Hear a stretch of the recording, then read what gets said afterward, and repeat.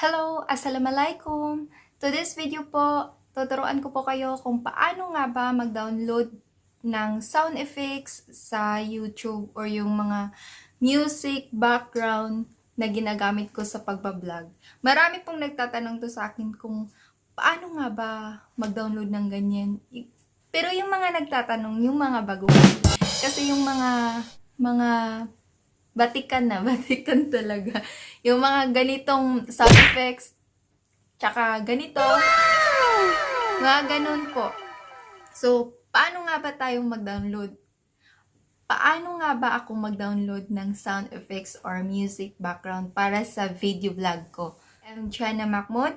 Welcome back to my YouTube channel po. If kung bago ka po sa YouTube channel ko, huwag niyo pong kalimutan mag-subscribe, hit the bell icon para hindi nyo po ma-miss yung next video ko, and share and like. Importante po ang sound effects po at saka music background para po magiging alive yung magiging buhay na buhay yung video nyo po. Pangdagdag entertainment sa mga viewers. So, importante po yun. At saka, ang steps na to po ay nakakatulong sa aking pagbablog ng sound effects na yan, yung mga music background na yan, yung mga ganun-ganon, mga ganun-ganon, yung mga ginagawa mo. ganun-ganon, mga ganun-ganon, yung mga ganun-ganon, alam mo yun, alam mo na yan. Importante po talaga to sa pagbablog natin, yung mga sound effects na yan, yung mga music background, di ba? Nakaka-entertain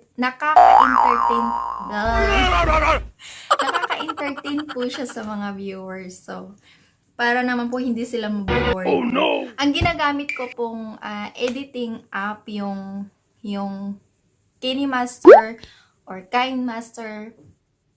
Ano bang paano ba yan basahin? Basta yan na yan.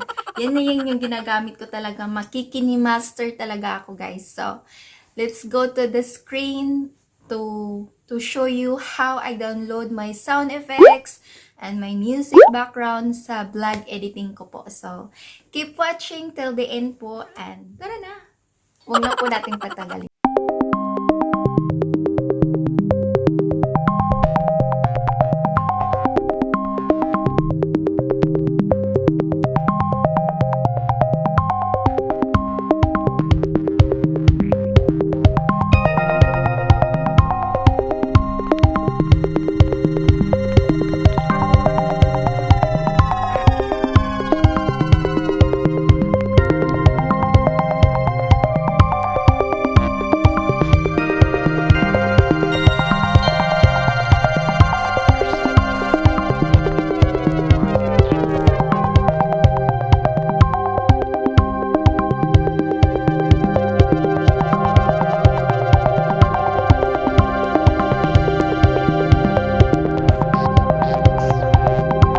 Ayan guys, sana may natutunan po kayo sa tutorial video kong ito kung paano mag-download ng sound effects and music background sa vlog editing natin, mga ganon. Na, ano ginagawa mo?